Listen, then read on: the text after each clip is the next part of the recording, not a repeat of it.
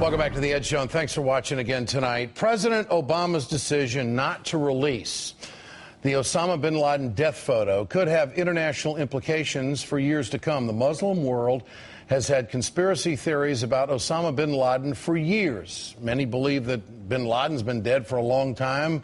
Other theories is that he didn't even have anything to do with 9/11. The president's decision might add fuel to those conspiracies for years to come. And on the other hand, a photo of a dead bin Laden might also inflame a part of a world that already hates America.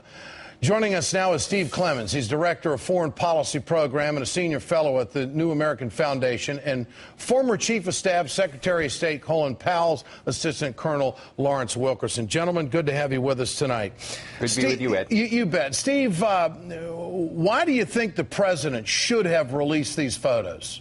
Well, several reasons. One, Osama bin Laden has been living as a phantom for the last decade, and this decision, and I understand I don't know everything that went into President Obama's decision, but this allows him to continue on as a phantom.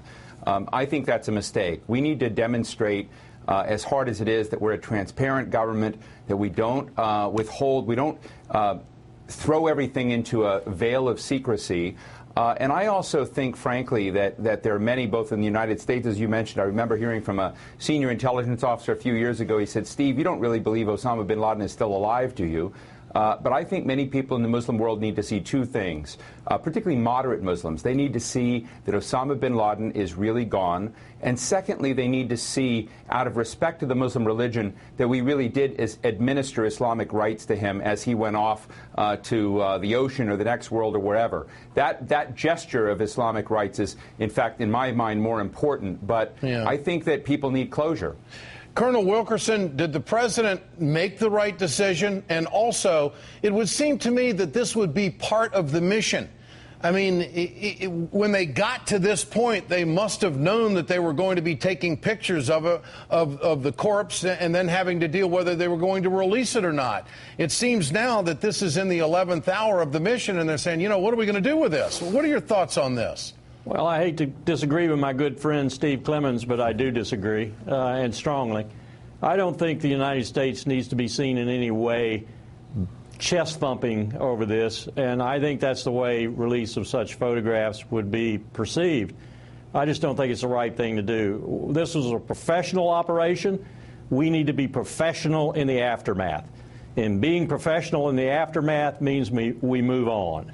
This is not the end-all and be-all. In fact, the challenges confronting America right now, it probably is at the bottom of the list. But it would seem to me that the White House would be saying that we had made this decision before the mission started, that if we got to this point, we knew exactly what we were going to do. We were not going to release photos. Colonel, why wouldn't they be at that point? Well, you're attributing a degree of competence to the White House that my having served 3 presidents in the last 30 years doesn't indicate exist. Mr. Clemons, as we move forward on this, what could the release of these photos do to the outside world of the United States, to our enemies? Wouldn't it be a recruiting tool? No, I think actually the opposite is true. I think that as long as he remains shrouded in secrecy, I think that becomes a recruiting tool. I mean, this is a man that very few people believe was still around. All of a sudden he comes back. And I think there are 2 issues that I think my friend Larry Wilkerson is missing. One is President Obama is saying, I trust President Obama. I am a great fan of President Obama. But he's saying, believe in the full faith and credit of the United States that we're telling you the truth. And the fact is, we're living through the greatest era of doubt about the United States and what it is than ever before. I think that's part of the picture.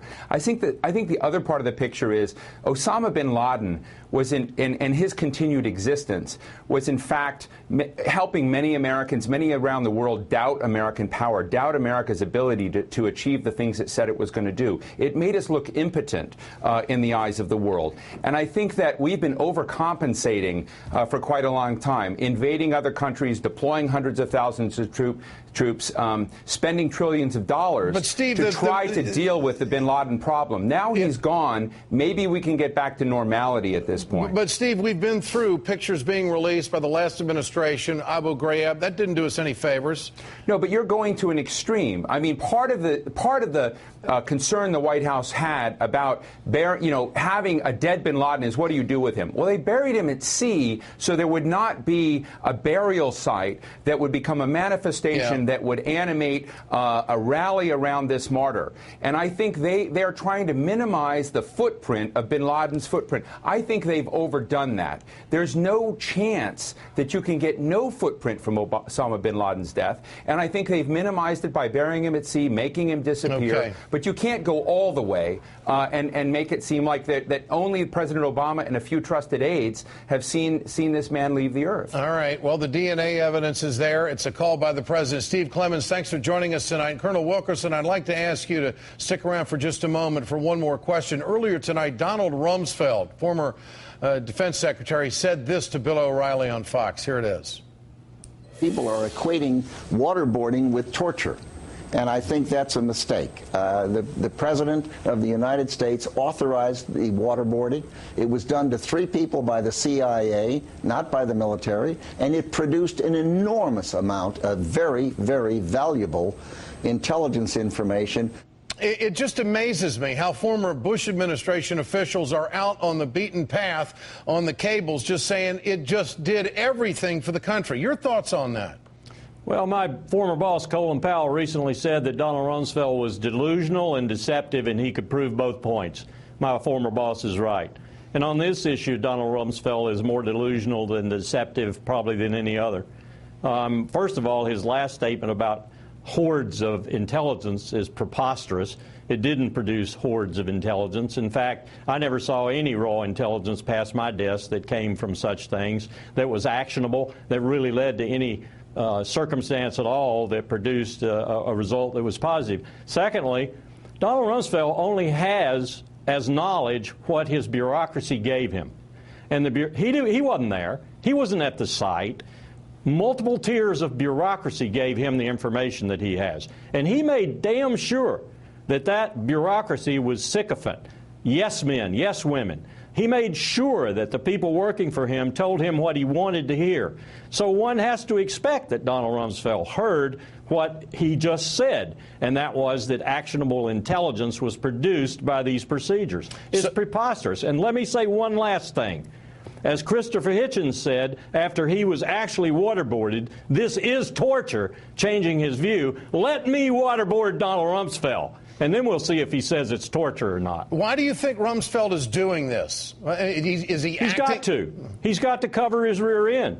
I mean, there are cases in foreign countries right now being worked by lawyers there. One in Switzerland actually kept President George Bush from visiting Switzerland, that will, under international auspices, bring cases against Cheney, Rumsfeld, Feith, Addington et al. These people don't dare resort to anything other than defending their positions, because ultimately, even within their lifetimes, they may be subject to litigation. I will predict that, as I've said many times before, they will not travel, except perhaps to Israel and Saudi Arabia.